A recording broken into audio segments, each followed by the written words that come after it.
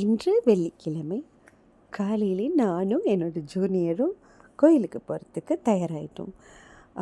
எப்பொழுதுமே வழக்கமாகவே எங்கள் பக்கத்தில் இருக்கிற ஒரு என்னோடய வீட்டில் இருந்து ஒரு 5 நிமிடம் தான் விநாயகர் கோயில். நாங்களும் இங்கே கிளம்பியாச்சு. ஸோ கோயிலெல்லாம் முடிச்சுட்டு என் பையனை ஏற்றுறதுக்கு நான் ரயில்வே ஸ்டேஷன் போயிருந்தேன். போயிட்டு சும்மா வீட்டுக்கு போகிறத விட பக்கத்துலேயே ஒரு புதுசாக நின்சோ ஷாப் திறந்துருந்தாங்க. எல்லா பொருளும் டூரிங்கே 60 சென்ட். ஸோ மலேசியாவில் டூரிங்கே 60 சென்ட் ஷாப் வந்து கொஞ்சம் பாப்புலர். ஸோ இவர் தாங்க என்னோடய பெரியவர். இவர் கூட தான் என்னோடய ஷாப்பிங் ஃப்ரெண்ட் இவர். ஆனால் இந்த 2 வெள்ளி கடைங்க ஏதாவது ஒரு கொஞ்சம் பாய்சன் மாதிரி. ஒரே ஒரு பொருள் பார்க்கலாம் அப்படின்னு தான் போவோம். ஆனால் அந்த லிஸ்ட்டு அப்படியே நீண்டுட்டு எல்லாத்தையும் வாங்க தோணுங்க. ஒரு பொருள் வாங்க போகிற இடத்துல அது பல மடங்காயிரும். இது புதுசாக திறந்த நின்சோ ஷாப்புங்க. இதை முடிச்சுட்டு நான் வீட்டுக்கு போயாச்சு. ஸோ பையன் லீவில் வந்திருக்காரு. இப்போ தாங்க எனக்கு நேரம் வீட்டில் இருக்கிற காப்பேட்லாம் துவைக்கும் நேரம். முன்ன எனக்கு உடம்பு சரியாக இருக்கிறப்ப நானே துவைச்சிக்குவேன், யாரையும் எதிர்பார்க்க மாட்டேன். இப்போ என்னால் உட்கார்ந்து துவைக்க முடியல. காப்பேட் போட வீடு அழகாக தாங்க இருக்கும். ஆனால் அது வாரத்துக்கு ஒரு முறை கண்டிப்பாக துவைச்சாகணும், ஏன்னா அழுக்காயிரும். சரி, அது முடிஞ்சிட்டு எனக்கு விடுமுறை இருந்தாலே என்னோடய டைனிங் ஹால், கிச்சன் டெய்லி சமைச்சோன்னே கழுவிடுவோம். ஆனால் டைனிங் ஹால், அதாவது ஒரு பாதி வீடாவது நான் கழுவியே ஆகணுங்க. அது ஏன்னா பிள்ளைங்க விளையாடுறாங்க, சீக்கிரமாக அழுக்காயிரும். ஸோ வீடெல்லாம் கழுவி முடிச்சுட்டு நம்மளுக்கு டீ டைமுக்கு போகலான்னு. டீ டைமுக்கு ஸ்பெஷலாக எதுவும் செய்யலைங்க.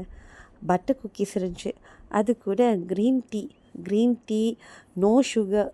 ஆனால் கொஞ்சமாவது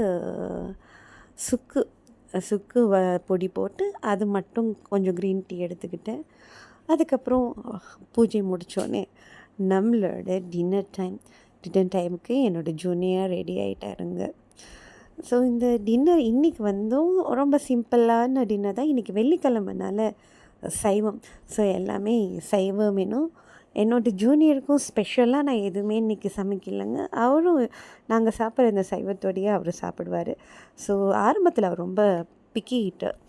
ஸோ அது சாப்பிட மாட்டேன்னு ரொம்ப கஷ்டங்க. ஆனால் போக போக அவருக்கு எல்லாமே பழகியாச்சு. ஸோ இவரை சாப்பாடுறதுக்கு அந்த பழக்கப்படுத்துறதுக்கு ரொம்ப கஷ்டப்பட்டுங்க.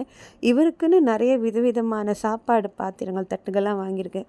ஒவ்வொரு நாளும் அவருக்கு அதை ஒவ்வொரு தட்டாக கொடுத்து பழக வச்சு, அப்புறம் அவருக்கு அந்த பேபி சீட்டே வீட்டில் வாங்கி வச்சு, ஸோ அதுக்கப்புறம் தான் அவர் அந்த சாப்பாட்டு மேலே ஒரு ஆர்வமே கொண்டு வந்தார்.